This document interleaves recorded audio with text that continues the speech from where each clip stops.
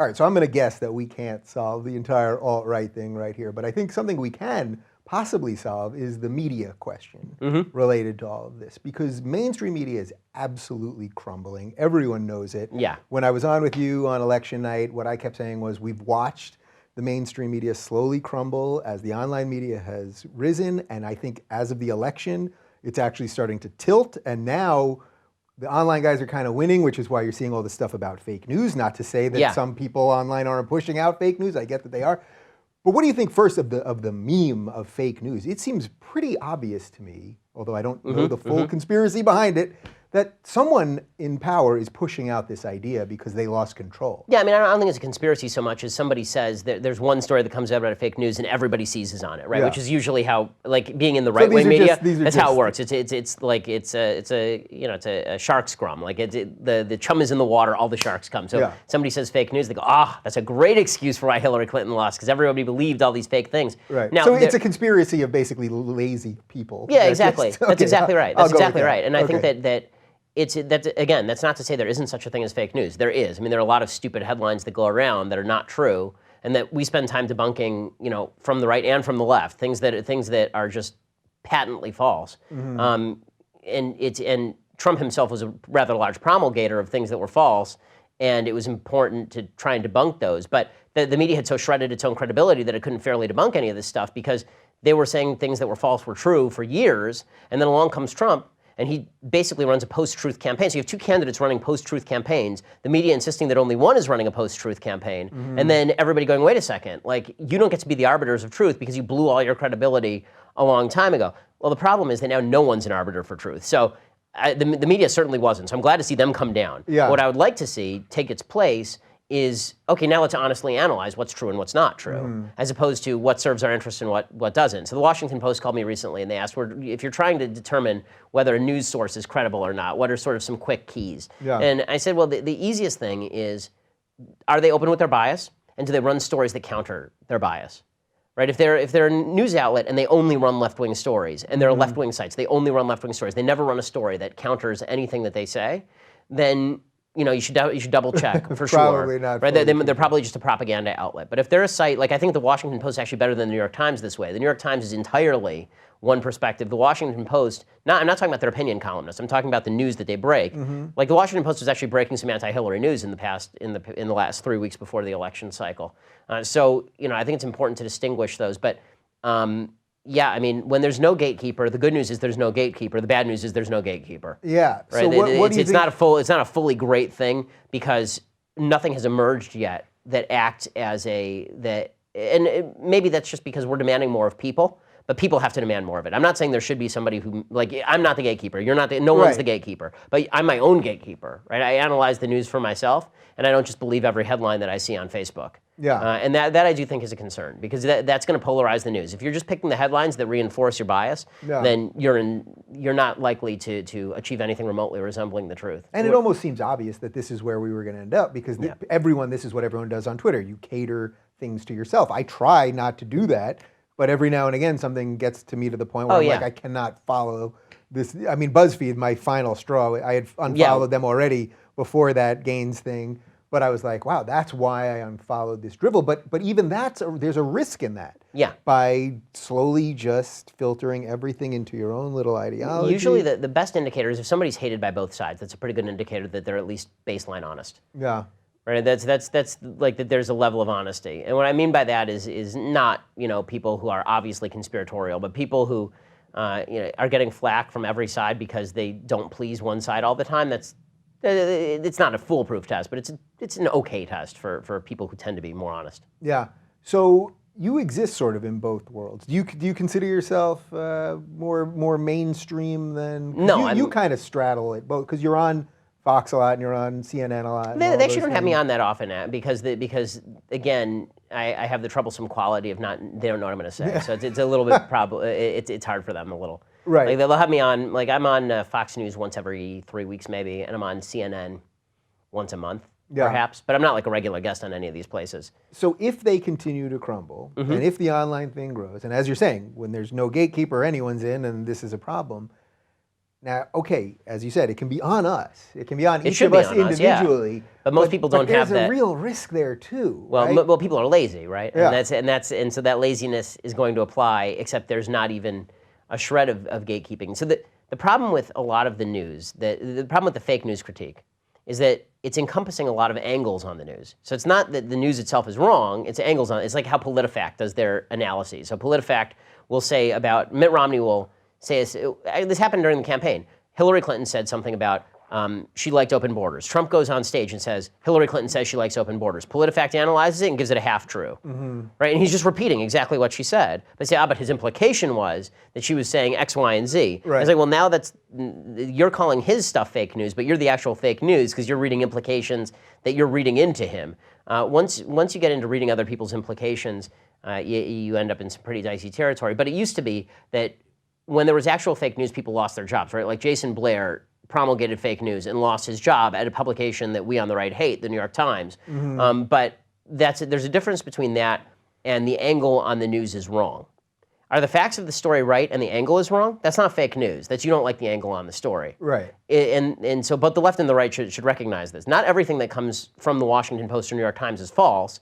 It may just be that the angle that they're giving you is an angle that you don't like, or an angle that doesn't reflect underlying truths. But are the facts of the story right? Yeah, the facts of the story are right. So when the New York Times reports something like, when the New York Times reports if they'd reported the hands up, don't shoot thing, just straight, that's fake news. If they report that a black guy was killed by a white officer in Ferguson, Missouri, and then they proceed to report it as though it's a serious problem all across the country, the fake news part of that is their angle. It's not that a black guy was shot by the white guy, in Ferguson, Missouri. And what I've seen is that people are throwing the baby out with the bathwater. So it turns out you can't believe anything the media says, right? Now you can't believe their angle. You can't believe anything they say. So if they say Donald Trump hasn't turned over his IRS reports, he hasn't turned over his tax returns, there's a tendency from people to say, that's fake news. And it's like, no, that's not fake news. That's true. You may not think it matters. You may have 10 excuses why it's stupid, but that's not fake news per se. When everybody just calls stuff they disagree with fake news, and it's happening now, again, on both sides, I've never felt simultaneously less bipartisan and more bipartisan in my life than I have in the recent past. Yeah, and again, that's where I think opportunity is because there's so much being reset right now. What do you think about the risk of it's not coming from the government in some ways censorship right now, but we know what's happened with PragerU videos where they've been put on restricted lists. I did an interview with John McCain, who is on cable news every single day. Yeah, he's their favorite. YouTube decided to demonetize it. Yeah. I mean, I did my interview with Ayaan Hirsi Ali, they demonetized. We have all kinds of stories now of things getting hurt in algorithms, even Milo being banned. I get it, Twitter can do what they want. I was against it, as I say, I was against the ban. Yeah, so all of this stuff is starting to add up to something, right? Yeah, it is. That there's something cracking down on this new Wild West out here. Yeah, for sure. And I think that you've seen Twitter pay for some of that in market share. Yeah. It's going to be incumbent on people on the right to build an alternative structure to these things, and that's very expensive. And people on the right don't tend to think in terms of media too much. So we invest a lot of money in politicians, and we invest a lot of money in think tanks, but we don't invest all that much money in media. There are a few kind of people who will invest money in media, but the number of we gave $100 million to somebody to start a business, very low. You'll see a lot of people who spend $5 to $10 million to start something, but to start an actual Twitter, that requires enormous expenditures of capital. Yeah. And most people on the right don't see that as a winning business proposition because people on the right tend to think in terms of ROI, and Twitter hasn't even seen an ROI, right? Twitter is losing money still. So it's, and also it's hard to go up against a behemoth like YouTube. There have been some attempts to go up against YouTube before. There was a conservative attempt to go up against YouTube. It didn't do particularly well because the problem is that it was billed as the conservative attempt to go up against YouTube. It wasn't billed as open to everyone. Right. And so you sort of have to do the open to everybody routine in order to really succeed. But you are at a systemic disadvantage. YouTube has existed for forever. Yeah. But again, YouTube is just what the New York Times was 30 years ago. They're the only thing in the space. Right? As things progress, I think that the truth is that YouTube is just a search service with a lot of servers that provide space for the videos. I mean, I'm old enough to remember when Ask Jeeves was a thing, right? And then Google ate it. Yeah. Or Hotmail. I mean, I had dial-up Prodigy. That's probably before your time. Yeah, exactly. All these things look insurmountable at the time, and then over time the market destroys them, right? AOL was the big thing, and now nobody uses AOL. Yeah, I mean, the thing is, look, this show is on one of our main method of distribution is YouTube. So I want YouTube to work. I want so do I. I want the algorithm to work fairly. So do I. And And I think that it's a very interesting debate. I will say it's an interesting debate when people look at private companies like YouTube and they say, well, they shouldn't ban anything. And it's like, well, you can make the argument that YouTube should ban certain things, like a graphic terrorist video, for example. Do they have the right to do that? Now, for me, I'd rather err on the side of everything goes up than certain things come down, because I don't really trust people in charge of anything to do that. This is why I'm more libertarian, even when it comes to things like YouTube. But I see the argument. I mean, not all forms of speech are created exactly equal, at least in their merit. Yeah. They are in terms of your right to say them, but they're not necessarily in terms of merit. And when you're in the private sector, you're speaking about merit. You're not just speaking in terms of right to say. Yeah. Do you think there could be a First Amendment issue related to all this? Now, I get it. It's the government. I know people try to make the utilities argument. I don't think it's a particularly good Really? Because argument. to me it seems maybe not fully because we don't own it. It's not a utilities, public utility. but that there's something else going on. So it's not utilities, but I would argue that the owners of these companies, the people on the board, Jack and Zuckerberg and all these people, they are so intertwined with our politicians right now. Yeah. That now it actually, I'm not saying it's directly a First Amendment thing, but there's something there. Because it's almost collusion with the government. So I agree, and the solution to that is to downsize the government radically, not to have our guy do it. Right. That's what I'm seeing generally is like it's our guy doing it, so it's okay now. But yeah, of course, I think that Zuckerberg working closely. Here's the thing. Zuckerberg wouldn't be working with the government if the government were powerful, right? Like if we spend a lot of money on the government, we give money to political candidates. We spend all of our time talking about Trump or Hillary because the government's powerful. You think anybody spent tons of time talking like in 1836 about the national election? I'm sure they spent some time talking about it, but it wasn't dominant the way that it is now. Yeah. The idea that people were just the most important decision was people not dating, right? Destroying their lives because of who won the presidency when it was Franklin Pierce. Like, nobody was doing that. So Right. And part of the reason is that the federal government just was not particularly powerful. So what do you care what some bureaucrat in Washington, D.C. is doing? It doesn't affect you. So that really, I've said this a couple times, to me that's the best argument for small government. Yeah, I agree. Which is, if you don't like Hillary and you don't like Trump, it's not, well, then I should vote for more Democrats or vote for more Republicans. It's get these idiots out of our lives. Exactly. And that's I think the only smart thing that Rick Perry said in his presidential campaign in 2012 is he said he wanted to make Washington, D.C. insignificant in your life. I was like, yeah, that sounds great to me. Yeah. Because you couldn't remember anything else. Yeah, exactly. I say this on college campuses all the time. On college campuses, kids are constantly thinking, oh, there's so many obstacles to what I want to do. And you see in politics now, Trump keeps saying there's an obstacle to what you want to do. And on the left, Hillary says there's an obstacle, and I'll knock down all obstacles. We're all going to knock down all the obstacles, and then they erect new obstacles, right? Yeah. And what I've always said is nobody gives a crap about you. Like, no one cares about you. No one's sitting around going, Dave Rubin, I got to stop that guy. How do I stop Dave Rubin? But there's a couple people. There are a few like people, to take but me down. that's true. But as a general matter, if you weren't even in politics, if you were just a guy, right? Nobody would be sitting around going, how do I stop Dave Rubin from becoming a successful accountant? Right? Nobody's doing that, and except that the government does do that actually. And so if we could apply that same sentiment to the government, like it's nobody's business what you do with your life. Leave me alone. Solve your own problems, right? Those few sentences in conjunction would solve a lot of problems, right? Solve your own problems, get the government out of your life. Nobody cares about you except like you and your family and your friends. Yeah. Right? Nobody is actively plotting against you. I know that we all live in our own little movie, and we do. We all live in our movie where there are great villains and you're the great hero, and we're all like this. Every human being is like this, which is why movies are successful. But in reality, how many people in a lifetime actually have active enemies who are attempting to thwart their every move? And how many people just have like the jerk of a boss who's bothering them? Right. Although oddly, in our space now, for public people, the idea of the enemies is growing. Oh, yeah. Right? Yeah. Like, I get it. For the regular person, it would be nice to think that you... Right, and when we say regular, we don't mean like lesser. We just mean people not in politics, exactly. I think people that are probably doing much more for the world. worthwhile thing than we are. But the idea that you stake out a position now publicly and you immediately have enemies. I mean, I see all the time now, things will be written about me that I know are absolutely not true, and they'll call me a far-right winger, and all of these things, what I've said about this or that, and they misquote me or any of this, or a partial quote. And it's like, I could spend the rest of my life fighting this stuff, or I can ignore it, and I usually try to ignore it because I got to live some life while I'm And again, doing it's just because these topics have become so intense because there is so much control over how these things go. And also, when the government's very small, everyone on the inside is a little bit fascist. What I mean by that is everybody wants to be the king, right? It's just you don't want anybody else to be the king. You want to be the king. You'll be a good king. Right, you'll be the good king. You'll be the one person in human history who's been an excellent, excellent king, who is always generous with power and decent with everybody. You're going to be Daenerys Stormborn. You're just going to go around breaking chains, and everything's going to be spectacular. Right. And so as politics, when politics was small, that didn't matter because the best that you could hope for to be your own, your fiefdom was your house. Your fiefdom, your home was your kingdom. Your fiefdom was your family, right? Those are the people those were your subjects and those were your citizens, right? Those were the people you took care of. And now government is so big that you actually have a shot at being king. And when people think they have a shot at being king, or at least getting into position, a person who's going to be the king for them, then you're an obstacle to their utopia, right? If Trump is utopia and I'm not voting for him, I'm an obstacle to their utopia. If Hillary is utopia and she's going to be the great chain breaker, and I'm standing in her way, then I'm an obstacle to utopia, right? Everybody either becomes, as I've said before, a tool or an obstacle to utopia if you think that utopia is realizable on a political level. If you don't think that, then you're a fool. Like one of the things that I think there's certain areas where just in life you become more mature as you get older a little bit, and you see more of this.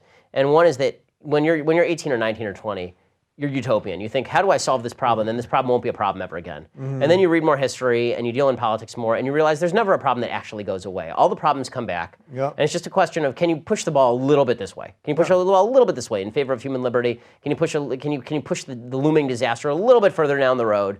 Right? Is that and when you do that, you become a problem for people who want utopia, because utopia requires a lot of people to be willing to sacrifice their present for a future that doesn't exist. Mm-hmm. And that's a scary thing. I think everybody's a little bit utopian now, and that's everyone's feeling that on both sides, right? Because you could argue that the Trump people are feeling it. He's going to bring all the jobs back to Ohio. All of them are coming back, right? He's going to make sure that we never have a terrorist attack on American soil again, and he's going to do it with his magic wand, right? And he's going to do it by not trusting the CIA or the FBI, but still we'll get it done somehow. Yeah, right? we should pause there for a second, because what do you make of that? Just for 1 minute. Yeah. Everything with Russia. I have no. This is an example where yes, I have think literally Russia, no idea what to believe. So yes, I think Russia hacked the DNC. Yeah. Do I think that it? But exposed things that were the evidence, the contents of it, you think was legit, right? Yeah, I mean the Democrats have basically acknowledged that the contents of it were real. They weren't making things up. So I think Russia was behind the hacks. Do I think that shaped the election? Not really. I think Hillary would have lost anyway. Mm-hmm. And I did a piece a few minutes ago about this, where I think that there's some evidence to that effect. One is that Hillary's unfavorable ratings in January of this year, before any of the WikiLeaks stuff happened, her favorable ratings were, I think it was 43% favorable, it's 38% favorable, 56% unfavorable. November 4th through 7th, right before the election, she was at 43% favorable, 56% unfavorable. So she did not move at all, right? There was no point where she built. She was consistently unpopular all the way across. It wasn't WikiLeaks that made her unpopular. The big thing that hurt her in the last couple of weeks was the Comey thing. Was the FBI director saying that he was reopening the investigation, and that had nothing to do with WikiLeaks. That had to do with Anthony Weiner's computer. So it wasn't the WikiLeaks that actually shifted things, right? Yeah. It was a lot of other things, but it wasn't the WikiLeaks per se. That said, again, this is a case of shoe on the other foot. If the Russians had hacked the RNC and Trump loses by 80,000 votes in 3 states, right? Are we crying bloody murder? Would Michael Moore be up in arms? Right, exactly. Would we? Yeah. And would we be? We people on the right would be crying bloody murder. It'd be the end of the world. Yeah. Again, the hypocrisy on both sides is pretty astonishing. On the left, going, "Oh, those evil Russians. They're so evil. I hate the Russians." In 2012, Obama was openly saying, caught on microphone, I can give flexibility to Russia if they help me out in this election cycle. Yeah. No problem. Which was fine. Within months of when Romney said they're our biggest geopolitical foe, and everyone mocked him. Right, for it. And also within months of Obama backing off the red line in Syria, and within 2 years of him backing off of the Ukraine stuff, right? And so they didn't care about Russia 4 years ago, but now they care deeply about the threat of Russia. And on the right, the same people going, Russia's our major geopolitical foe in 2012, going, I don't see the problem with Putin. Why can't we be friends with Putin? How's this a problem? It's like, my goodness. I mean, if your beliefs switch that fast, I'm going to go with you really had not a lot of core. Yeah, so to me, because I can't really figure out what the actual truth is. I don't think anyone really knows. Right, we haven't seen the intel, so. Right, I don't think anyone really knows. The question is, do you believe the CIA and the FBI, or do you believe self-motivated people on both sides? Right, although right now it sounds like the CIA and FBI aren't even in complete agreement on what happened. Well, so the one thing they're in agreement on, they both do agree that Russian sources were behind the attacks. They just don't agree on what the motive was. Right. Right, so the FBI says it was to undermine the election integrity, and the CIA says that it was to get Trump elected. Given Trump's stated positions on Putin, which were incredibly warm throughout the campaign, I don't find the CIA's claim implausible. But again, their motives don't matter. Bottom line is, did they shift the election? There's no evidence they did. So the reason I guess I'm a little more skeptical is that if, let's say we really knew it was true at some level, that this was true, wouldn't that basically be an act of war at this point? If Obama knew right now, if the FBI and or CIA came to him, said this actually happened, they were in cahoots with Trump or whatever it is, it would be an act. I mean, we would have to be laying down sanctions or some sort of military. I mean, that would be a true undermining of our democracy at the highest levels. So the fact that we're not talking about that, not that I want to go to war with Russia, I would be completely against that. Right. But the fact that it's not getting to that level shows me that this seems like more of a game or political showmanship than something that's real. Well, I think it also demonstrates a massive increase in partisanship. And the reason I say that is because go back to 1972, and Richard Nixon is bugging the Watergate Hotel in an attempt to get information about McGovern, right? And he swamps McGovern. It's pretty clear that he didn't need to bug the hotel in order to get the information about McGovern to swamp him. McGovern wins like 2 states. So, and then he's impeached by Republicans, right? Republicans are getting, he's not technically, he retires, but he's about to be impeached by Republicans. Republicans are going to impeach him for that. Now you have a foreign power doing what Nixon did, right? The exact same thing. They bugged the DNC, right? That's the allegation. And nobody on the right cares? Nobody on the right cares? Like, I don't think that has to do with, people aren't taking this seriously. I think that one of the questions is just, how happy are you that they did it? And when the question isn't, and so I think that there are a lot of people on the right going, well, it's good they did it. I don't mind that they did it. I mean, after all, Hillary had it coming. It's like that so did McGovern, kind of, in the sense that McGovern was awful, but that doesn't really change the activity. Yeah, well, isn't the other piece of this that if this all happened, doesn't it show ineptitude at the highest levels of our current government? I mean, not that Obama himself would be making decisions related to this, but you'd have to fire almost everyone at every security service. Well, and at the DNC, right? Everybody who's responsible for the security of the DNC. Yeah. But it's been government agencies, apparently. There's some hacking of government agencies that's been going on for a while. I mean, we're at cyber war with China, and we have been for a long time. Yes, I mean, the government, as I've said, sucks at virtually everything. And the solution seems to be more government from both sides now. Like, the era of small government is over. The idea that the government's going to shrink in any margin, in any measurable way, I think is fallacy.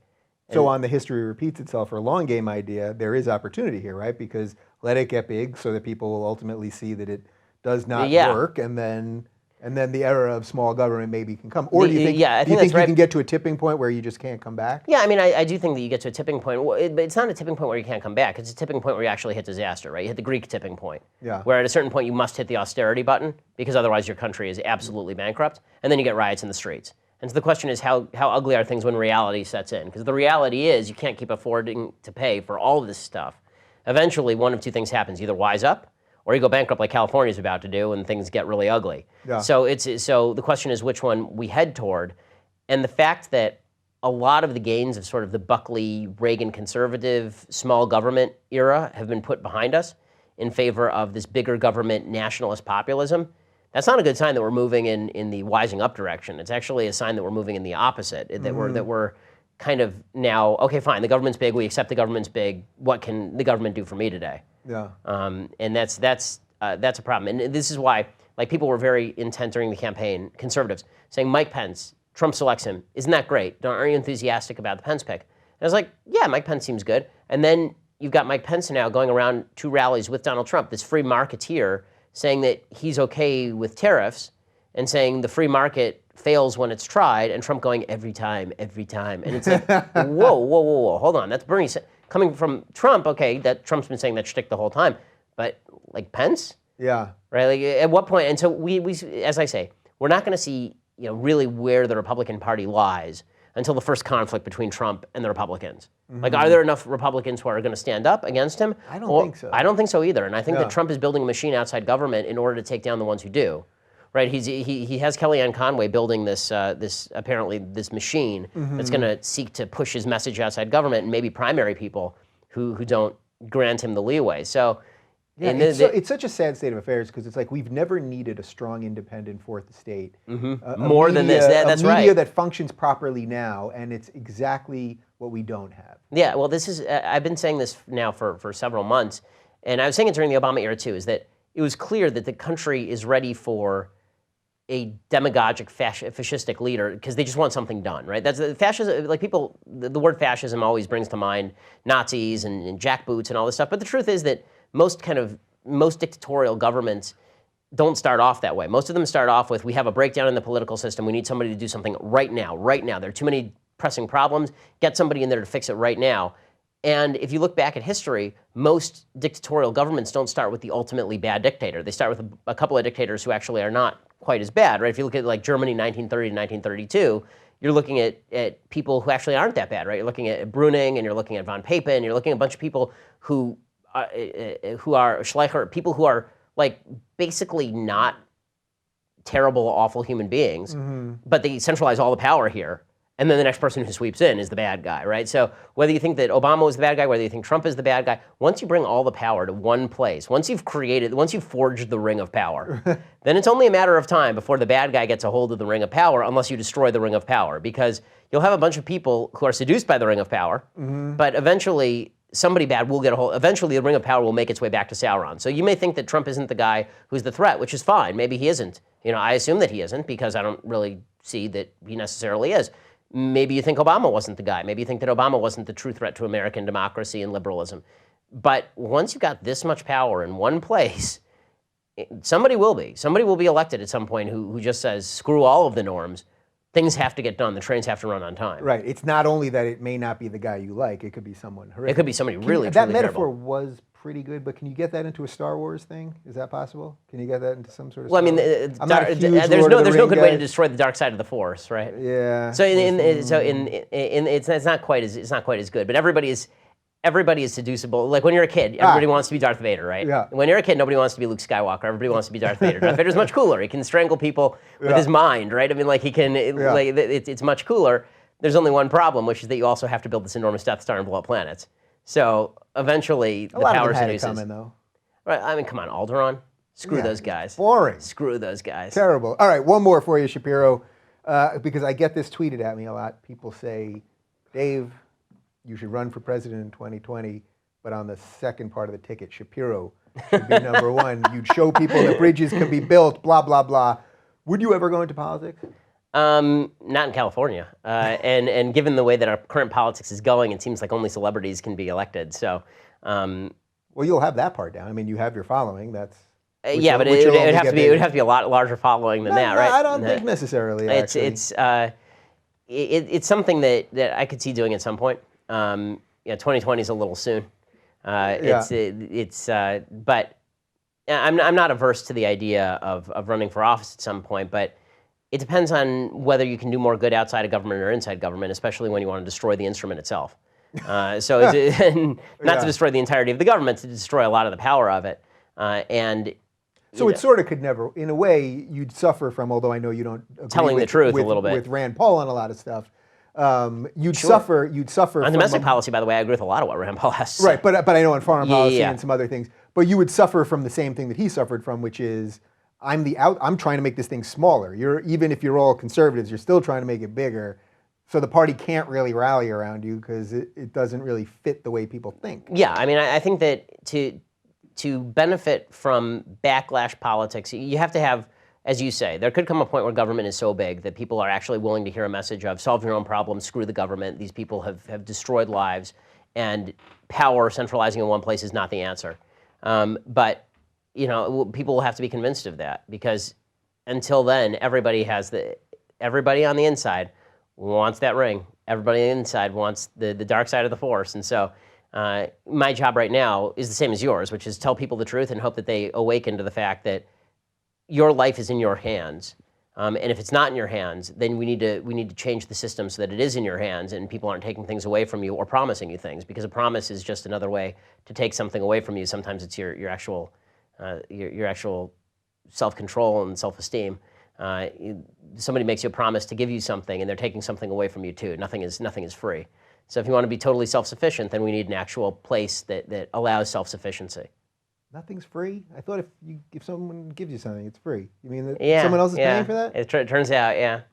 I see. I have to do more research. It's that inability to understand that may be screwing all of us. Yeah. Guilty liberal. Exactly. There you go. All right. Well, it was a pleasure talking to you. It was great to be here. And our your office is not that far from my new studio. That is true. So I suspect we'll be doing a lot more of these crossovers, I think. We could, 2020. I just could never be president. I could be vice president. Well, it's a cush job. I mean, VP, you just sit there and you go to like your nice house and you get to be Joe Biden. I'd be very good at that. I feel like you'd be much better in terms of the end decisions and that kind of thing. Anyway.